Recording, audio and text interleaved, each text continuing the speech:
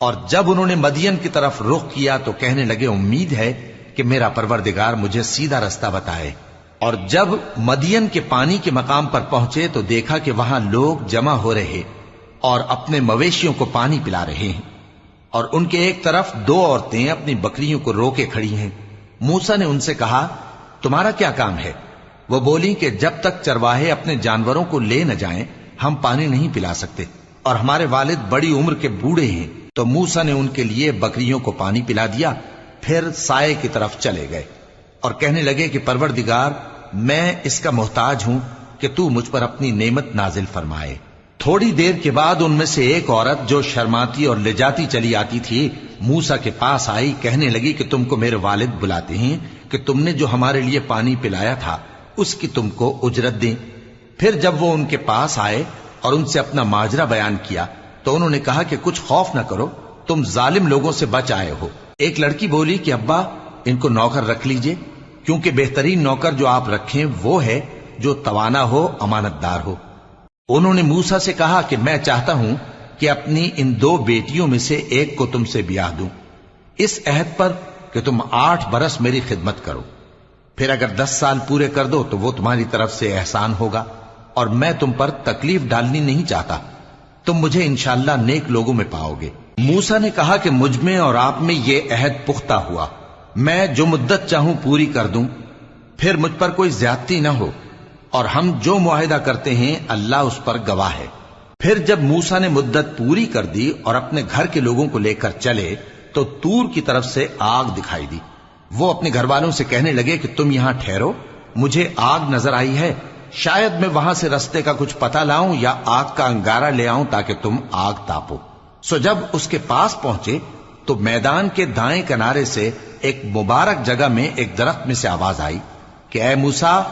یہ میں ہوں اللہ، تمام جہانوں کا پروردگار، اور یہ کہ اپنی لاٹھی ڈال دو۔ سو جب انہوں نے دیکھا کہ وہ حرکت کر رہی ہے گویا سانپ ہے تو پیٹ پھیر کر چل دیے اور پیچھے مڑ کر بھی نہ دیکھا۔ فرمایا موسیٰ آگے آؤ اور ڈرو مت، تم امن پانے والوں میں ہو، اپنا ہاتھ گریبان میں ڈالو تو بغیر کسی عیب کے سفید روشن ہو کر نکل آئے گا، اور خوف دور کرنے کی غرض سے اپنے بازو کو اپنی طرف یعنی سینے سے ملا لو۔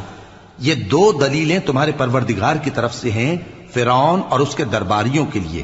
بے شک وہ نافرمان لوگ ہیں۔ موسیٰ نے کہا اے پروردگار، ان میں کا ایک شخص میرے ہاتھ سے قتل ہو چکا ہے، سو مجھے خوف ہے کہ وہ مجھ کو مار ڈالیں گے،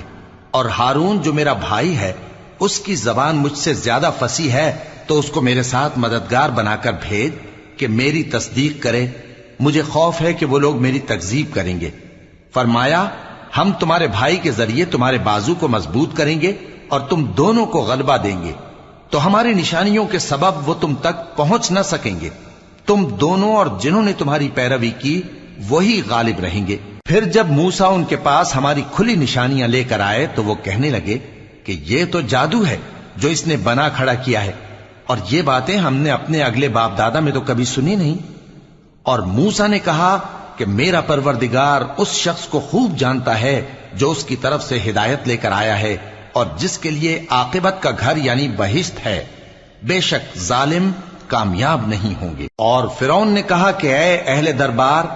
میں اپنے سوا کسی کو تمہارا خدا نہیں جانتا، سو اے حامان میرے لیے گارے کو آگ لگا کر اینٹیں پکا دو، پھر ایک اونچا محل بنا دو تاکہ میں موسیٰ کے خدا کی طرف چڑھ کر اسے جھانک لوں، اور میں تو اسے جھوٹا سمجھتا ہوں۔ اور وہ اور اس کے لشکر ملک میں ناحق مغرور ہو رہے تھے اور خیال کرتے تھے کہ وہ ہماری طرف لوٹ کر نہیں آئیں گے، تو ہم نے اسے اور اس کے لشکروں کو پکڑ لیا،